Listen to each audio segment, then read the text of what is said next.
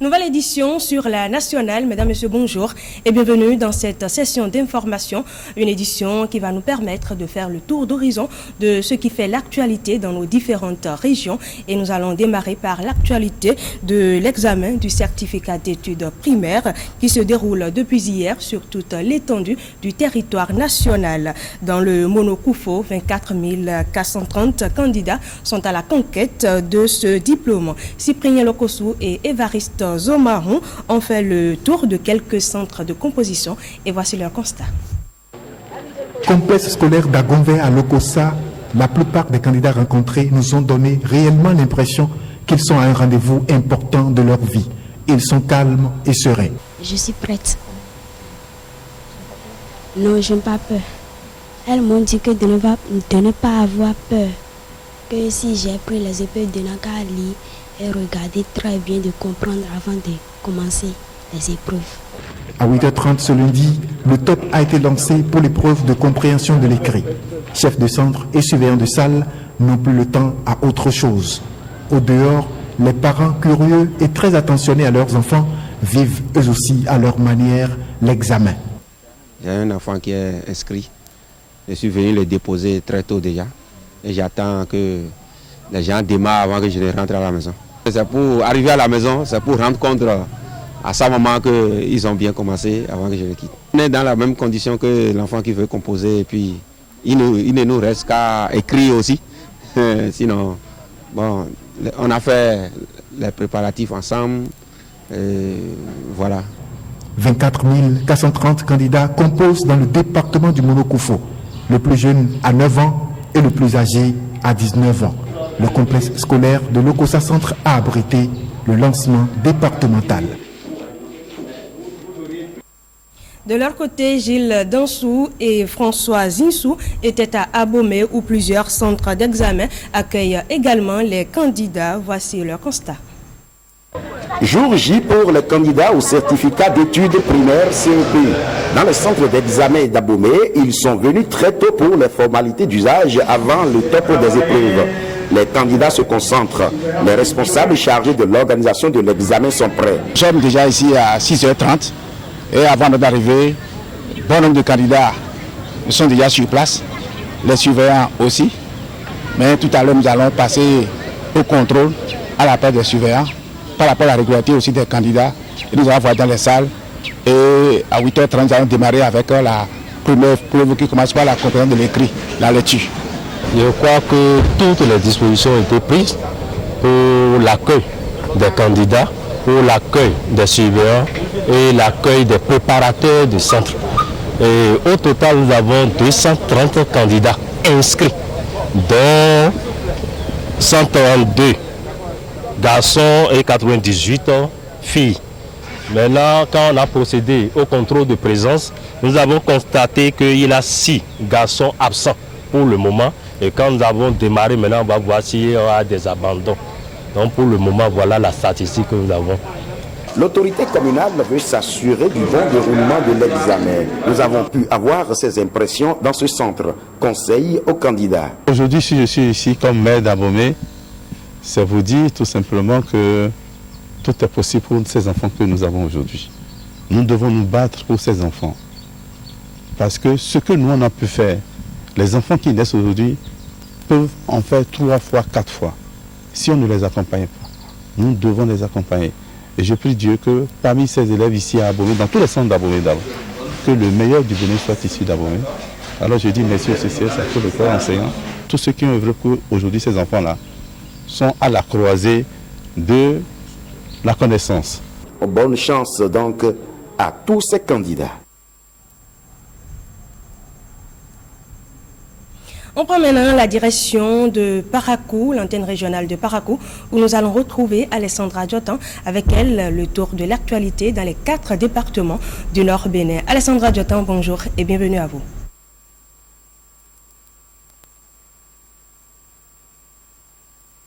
Merci de me recevoir. Bienvenue à tous. La première information du jour nous amène à Niki. Les conflits et autres dérapages en matière de gouvernance locale n'auront plus droit de citer dans cette commune. Pour cause, l'association pour le développement des communes du Borgou, ADECOB, en partenariat avec la préfecture, sensibilise les chefs et conseillers locaux sur leurs rôles et responsabilités à l'aide de la décentralisation. Après la séance de bureau, un arrondissement donc de la commune de Niki, Firmé Bassao a interrogé les acteurs sur l'opportunité de la rencontre. Suivez. Vous savez déjà, au mois de novembre, les conseils de village ont été installés. Mais depuis l'installation, nous avons quand même senti qu'il y a une méconnaissance des tests. Il y a eu des problèmes qui sont posés par endroits et la façon dont cela a été géré montre qu'il y avait eu des problèmes. Il y avait une méconnaissance des tests. Et c'est pour cela que nous avons initié cet atelier pour parler, pour expliquer d'abord les attributions des conseillers de village, les attributions des chefs de village et surtout le fonctionnement des conseils de village. Et nous pensons qu'en 7 jours, nous allons couvrir les 7 arrondissements au compte de communes de Niki. Et nous pensons qu'avec cette formation, avec cette série de formations, nous sommes sûrs que nos populations et que nos élus seront aptes à mieux exercer la fonction. Comme vous le savez, tous ne savent pas lire et écrire. Notre travail a été d'inviter les gens à travailler ensemble avec eux. Comment vous voyez le contenu, qu'est-ce qu'on ira leur dire. Ensuite, c'est selon quelle méthodologie il faut travailler sur le terrain. Comment conduire l'activité et quels sont les outils dont nous avons besoin. Donc au-delà de les amener à comprendre leur rôle et responsabilités, c'est aussi de les amener à comprendre c'est quoi les limites, où s'arrêtent les limites de leur action. Agriculture, la campagne cotonnière 2016-2017 doit connaître une réussite totale pour le bonheur des différents acteurs impliqués dans la filière. Cet objectif du gouvernement passe par la sensibilisation des producteurs sur les réformes engagées pour de meilleurs rendements. L'équipe mixte chargée donc de la mission dans les communes de Tchaourou et Parakou a achevé son périple. Ousmane Baparapé nous fait la synthèse. L'équipe mixte, composée de représentants de l'AIC, des producteurs et politiciens, annonce ici les nouvelles réformes au cotonculteur de Samson Yende après ceux de Yébessi. Plus rien ne sera comme les campagnes précédentes en termes de ratés. Le même exercice sera repris à Tchatchou puis Kika, toujours dans la commune de Tchaourou. La mission d'information et de sensibilisation pour une meilleure production et commercialisation du coton au titre de la campagne 2016-2017 a pris fin par l'étape de Parakou. À travers les différents échanges, la délégation a pu toucher du doigt les difficultés des acteurs rencontrés. Les problèmes sont quasi identiques, mais avec quelques spécificités selon les localités. Au thème de cette sensibilisation, on peut retenir globalement 4 points. Premièrement, le problème est récurrent. C'est le problème de la mise en place des intrants en quantité et en qualité et à temps au niveau des CVPC. Je précise bien parce que ça a été l'occupation de presque tous les producteurs. Deuxièmement, il y en a qui ont parlé de terre, manque de terre, surtout dans la zone de Parakou. Et à ce niveau-là, nous avons dit que nous allons transmettre leurs problèmes parce que c'est eux-mêmes qui avaient vendu les terres. Aujourd'hui, nous ne sommes pas compétents pour régler le problème foncier. Par rapport, n'est-ce pas, au contenu de notre sensibilisation. Au niveau de la commercialisation, le producteur rencontre tous les problèmes possibles. Récolter, faire inspecter, c'est un problème. Le ramassage, il faut encore débourser de l'argent. Ça fait qu'il n'y a aucune motivation par rapport à la production cotonnière. Et en résumé même, il faut dire, c'est tous ces coûts qui font qu'aujourd'hui, le coton n'est plus rentable pour le producteur à la base. Il y en a qui ont parlé aussi de voies. Parce que les voies d'accès, il va falloir que le gouvernement, comme par le passé, revienne aussi sur les ouvertures de voies pour permettre aux producteurs de mieux acheminer leur coton vers les usines. Nous avons enregistré le maximum sur papier pour transmettre à qui de droit. Quant aux inquiétudes relatives, entre autres, au coût de l'engrais, le prix est fixe, à savoir 12 000 francs CFA le sac, a conclu Bioturu Banegouda devant les producteurs de coton visiblement satisfaits des rencontres. Une autre rencontre qui s'est également achevée par une note de satisfaction, c'est cette séance d'information sur le Hajj 2016. On parle donc religion préparative du Hajj 2016. Les leaders de la communauté musulmane de Parakou, désormais informés sur les dispositions pratiques pour réussir ce pèlerinage. C'est à l'issue d'une séance de travail avec le comité technique d'organisation du Hajj 2016. Kola Ole Boniface Biaou. Cette séance de travail est une étape des préparatifs du Hajj 2016. Elle consiste à communiquer aux leaders religieux musulmans les informations utiles pour la bonne observation de ce pilier de l'islam par les futurs pèlerins béninois. Depuis 6 mois, nous sommes dans l'organisation du Hajj. Puisque tout commence dès le retour du dernier Hajj et nous enclenchons avec un voyage en Arabie Saoudite pour signer les accords entre l'État béninois et les autorités saoudiennes chargées du Hajj. Cette mission, nous l'avons effectuée le 24 février. Du 24 février au 5 mars, nous étions en Arabie Saoudite. Ces accords ont été signés. Donc, les nouvelles mesures que l'Arabie Saoudite exige, nous devons les porter à la connaissance de nos futurs pèlerins. Entre autres informations, on peut retenir que le comité travaille à maintenir, à défaut de le faire baisser, le coût du voyage à la Mecque. Les vaccinations de routine restent obligatoires. La grande innovation cette année, c'est le passeport biométrique qui conditionne le voyage. L'État béninois a pris des dispositions pour réduire dans son obtention les tracasseries aux pèlerins. Le département du Borgou et de l'Aribouri, c'est du 27 au 2 juillet que l'équipe de la direction de l'immigration et de l'immigration, il y aura 2 équipes, une équipe à Parakou qui sera installée à la préfecture de Parakou et l'autre à Kandi pour pouvoir enregistrer les pèlerins de tous ces 2 départements. Pour le voyage, l'insertion des étrangers parmi les pèlerins béninois est formellement interdite. Tout convoyeur qui se ferait épingler dans ce cadre subira la rigueur de la loi, prévient le secrétaire permanent du Hajj. Toujours en religion, on en vient à ce questionnement. Le mariage pour le Ramadan et après. Des mariages en cascade à chaque veille du mois de Ramadan, c'est une pratique récurrente à Parakou chaque année. Le problème n'est pas le mariage en lui-même, mais la suite réservée à cette union des mariés après le Ramadan. Elad Abdou Wahab Soumanaro, secrétaire général de la communauté musulmane du Bénin, donne son opinion sur le sujet. Nous disons ici solennellement qu'il n'y a pas de mariage provisoire. Il n'y a pas de mariage temporaire.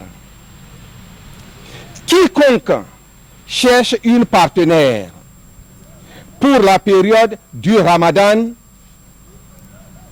entrera dans un mariage haram. Allah a honoré la femme pour que la femme vienne améliorer, pour que la femme vienne embellir, pour que la femme vienne enjoliver la vie de l'homme, pour que la femme vienne donner à l'humanité tout son sens. Quiconque fait exprès, quiconque intentionnellement entre dans un mariage qu'il sait d'avance qu'il va casser, qu'il va rompre, celui-là entre dans le haram. Celui-là aura son compte à régler avec son créateur. La femme qui sait que l'homme veut entrer en mariage avec elle pour un temps a l'obligation religieuse de refuser. Il vaut mieux rester célibataire que d'entrer dans un mariage provisoire. L'imam qui sait que ce mariage n'est pas pour la vie et qui célèbre ce mariage, cet imam prend une dette qu'il sera incapable de payer ici-bas comme dans l'au-delà. Cette femme-là, avec laquelle vous voulez entrer en mariage juste pendant la période du Ramadan, Lorsque le ramadan sera terminé, vous la libérerez, elle s'en ira. Mais elle ira devenir la femme de qui? Elle sera ce que vous avez laissé. Elle sera ce dont vous avez usé et dont un autre va hériter. Pour qui vous prenez-vous et pour qui prenez-vous les autres? N'êtes-vous pas un homme comme tout le monde?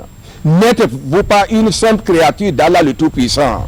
Craignons Allah, mes frères, mes sœurs. Allah ne nous a jamais autorisé à faire des mariages provisoires, des mariages temporaires, des mariages juste pour le Ramadan. Je nous souhaite à tous la paix. Assalamu alaikum wa rahmatullahi ta'ala wa barakatuhu. Eh bien, madame, monsieur, c'est l'essentiel à retenir de notre intervention du jour. Merci à tous de nous avoir suivis. Merci également à vous, Alessandra Jotan, et nous parlons toujours du Ramadan. Vous venez de l'apprendre, le mois de Ramadan a démarré ce lundi. Les fidèles musulmans sont appelés à jeûner et à prier intensément durant toute la période, et ceci conformément aux prescriptions du Saint-Coran. Comment le Ramadan a démarré à Boycon, Gilles Dansou et Ernest Tetegou ont assisté à la grande prière de démarrage. Mois sacré du Ramadan, conformément aux prescriptions de l'islam, le musulman doit s'abstenir de manger, de boire ou de tout autre plaisir du lever au coucher du soleil. À la mosquée de Zongo à Boycon, la prière qui annonce le Ramadan a été dite ce dimanche. Quelques explications sur le mois de Ramadan. C'est un mois qui donne beaucoup de joie à un musulman, parce que les musulmans, tout celui qui Dieu lui amène dans ces mois-là, il voit ça comme une chance dans sa vie, parce que ça va lui augmenter beaucoup de bénédictions, et c'est les mois qui Dieu pardonne tous les péchés. On demande pardon, on prie pour que Dieu nous accorde tout ce qui est bien et de nous éloigner de tout ce qui est mal. Il lance un appel aux fidèles musulmans. J'ai dit aux fidèles d'essayer de pratiquer tout ce qu'on les a demandé de pratiquer dans ces mois-là, pour que ça soit un changement pour eux dans leur vie. C'est donc parti pour un mois d'abstinence et de prière. Élément dans ce 13h30, difficile de circuler aujourd'hui sur certaines voies de la commune de Dassa-Zoumé. Celle qui passe devant l'hôpital de zone en est une parfaite illustration. Les populations paient les frais au quotidien. Le maire de la commune de Dassa est allé faire le constat. Gilles Dansou, Ernest Tetegou. Le maire de Dassa descend sur le terrain pour toucher du doigt la peine des populations sur l'as partant de traits qui passent par l'hôpital de zone de Dassa-Zoumé, l'arrondissement de Soponta, jusqu'au niveau de la route inter-État. Difficile de circuler, pourtant les travaux sont lancés depuis plusieurs mois. Vous allez constater que toutes les entreprises ont abandonné et sont parties. Et le point sur les décomptes porte sur environ 600 millions de francs CFA. Bien entendu, 600 millions de francs CFA, y compris les entreprises, l'agence de maîtrise d'ouvrage déléguée ABGETIP, le bureau de contrôle. Et dans le cas d'espèce, si on paye les entreprises, et on ne paye pas le bureau de contrôle, et on ne paye pas l'agence de maîtrise d'ouvrage déléguée, le travail ne peut pas être relancé. Cette voie est une voie de contournement. Et nous avons le pèlerinage dans 2 mois. C'est-à-dire, juin, c'est terminé. Je ne dors plus. Et je précise que je reçois trop de pression des populations. Je suis obligé de me décharger aussi. Trop de pression et la mairie attend les financements de l'État central. Les mairies n'ont reçu aucun franc de l'État central depuis janvier. Ni pour le fonctionnement, ni pour l'investissement. Affecté ou non affecté, ce qu'on appelle couramment FADEC. Donc il urge que cette situation ne dure plus. Si nous nous taisons, nous serons complices de ça. C'est pour ça que moi j'ai choisi de ne pas me taire. Ne pas me taire, c'est de faire constater les problèmes et d'alerter pour que l'autorité puisse être avisée. Parce qu'il faut reconnaître que dans cette situation-là, il nous revient de faire savoir quels sont les problèmes que nous avons. Que ce cri de cœur du maire soit vivement entendu. On fait maintenant la liaison avec l'antenne régionale de Porto Novo où nous attend déjà Olive Oussougoué. Vous le savez, c'est bien pour les nouvelles des départements de Lomé Plateau. Olive Oussougoué, vous avez l'antenne. Merci pour l'actualité des départements de Lomé et du Plateau de ce mardi 7 juin 2016. On parlera encore du CEP 2016, certificat d'études primaires au centre d'examen de la zone résidentielle à Cobin. Quelques 280 candidats composent depuis hier. Un centre qui a abrité le lancement officiel du dit examen dans cette commune. Guillaume Avienou et Enoch Adane. Des autorités de la commune de Pobé au centre d'examen zone résidentielle. À leur tête, le maire Paul Ojo. Elles sont venues lancer officiellement la session de juin 2016 du CEP, le certificat d'études primaires. Vérifie, c'est ton droit le plus absolu. Quelques 280 candidats des deux sexes composent dans cette matière les épreuves pratiques et sportives non comprises, et cela sur 2 jours pour les uns jusqu'au mercredi pour les autres. 1945 apprenants de l'enseignement primaire cherchent à décrocher le CEP cette année dans toute la commune. Des compositions qui se déroulent sous haute surveillance. Les années dernières, il nous est revenu un certain nombre de petites irrégularités. Nous les avons sensibilisées, nous avons reçu les ordres de la hiérarchie. Et notre hiérarchie l'avait d'ample, le ministre, etc., le TEC, et on les a réunis. J'ai eu, après la phase départementale de concertation, nous avons eu la concertation au niveau local avec les forces de l'ordre, avec les chefs de centre et avec les surveillants de salle pour rappeler chacun à ses responsabilités. C'est la première fois que le maire de la commune de Pobé vient lancer officiellement le CEP. Paul Fakouride Ojo est ému. Nous avons vu que toute l'organisation est vraiment parfaite. Il y a la sécurité, il y a les surveillants et tout est nickel comme on le dit. Donc je suis très heureux et très fier de cette organisation. J'ai dit qu'il faudrait que les parents d'élèves s'occupent de leurs enfants. Maintenant, pour la période des 3-4 jours, je pense qu'il serait très très bien que les parents s'occupent encore mieux de ces enfants-là. Dans la matinée de ce lundi, les candidats ont composé en compréhension de l'écrit à la première heure. Ils sont nombreux à penser avoir tiré leur épingle du jeu au terme de cette épreuve. On avait l'expression écrite. C'est bon. L'expression écrite là, c'est bon.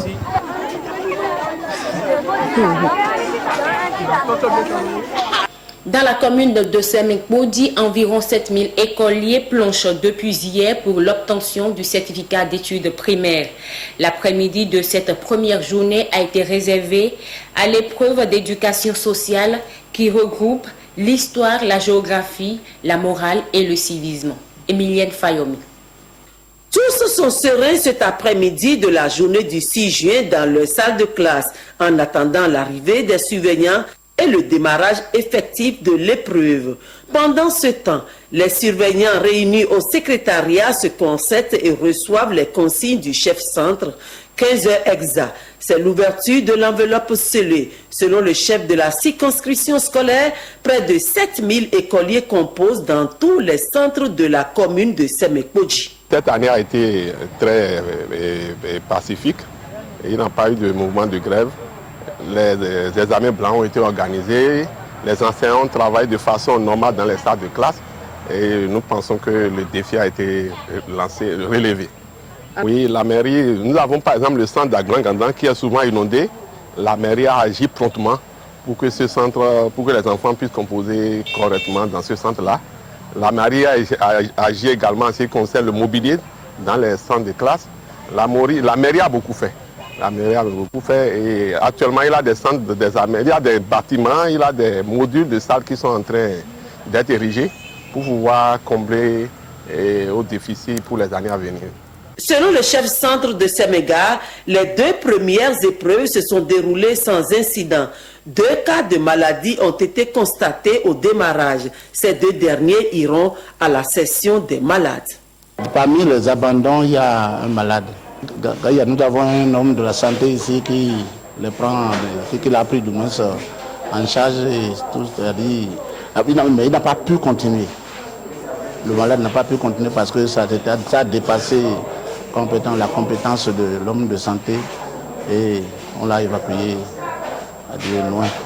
Il y aura la session des malades bientôt que l'État va encore organiser et lui, il ne va pas perdre sa chance. 4 jours suffiront pour jauger le niveau des apprenants. À l'heure de la rupture, les enseignants souhaitent un examen propre, sans rachat fantaisiste. Autre actualité, la Fondation Adjavant Sébastien Germain vient de doter le CEG2 d'Avrancourt d'un module de 4 salles de classe. Cet investissement qui apporte la joie dans les cœurs de 580 élèves qui fréquentent cet établissement créé depuis 2011. La Fondation Adjavant Sébastien Germain fait toujours œuvre utile pour les communautés déshéritées. Le CG2 d'Avrancourt, créé en 2011 et qui n'avait que 2 classes pour 6 groupes pédagogiques, vient de recevoir un don de 4 classes entièrement meublées de 120 tables et bancs, ainsi qu'un module de latrine. Aujourd'hui, le CG2 d'Avrancourt est rentré dans la danse avec ce module de 4 salles de classe entièrement équipées en 120 tables bancs et 4 bureaux pour professeurs et ce bloc de latrine à 4 cabines. Le coût de réalisation de ces infrastructures peut être estimé à 28 millions de francs CFA. C'est le lieu pour nous de remercier cette communauté pour les diverses contributions à la mise en œuvre du projet, notamment par la réalisation des fouilles, l'apport et l'épandage du sable de Rambler et la fourniture en eau du chantier. Selon le directeur, l'opération n'a duré que 3 mois et demi. C'est pourquoi les élèves, enseignants et parents d'élèves se joignent à lui pour remercier l'heureux donateur. Quant au premier adjoint au maire d'Avrancourt, il remerciera la Fondation pour cet investissement qui promeut les enfants et surtout s'inscrit dans la promotion du droit des enfants à l'éducation. La présente manifestation reste avant tout le signe de préoccupation de la Fondation par rapport à l'avenir de la jeunesse. Cette action s'inscrit dans l'esprit d'offrir de meilleures conditions d'acquisition de savoir à nos enfants. Nous demandons à tous les usagers de l'école d'entretenir ce joyau. L'association Michel Gestin en ce jour accompagne son partenaire en offrant à cet établissement des dictionnaires et romans afin de susciter le goût de la lecture et de la recherche auprès des élèves. Voilà, ce sera tout pour notre intervention depuis Porto-Novo, la capitale du Bénin. Merci de nous avoir reçus. Merci également à vous, Olive Ousougoué. Ce sera également tout pour cette édition. Merci à vous qui l'avez suivi et à très bientôt.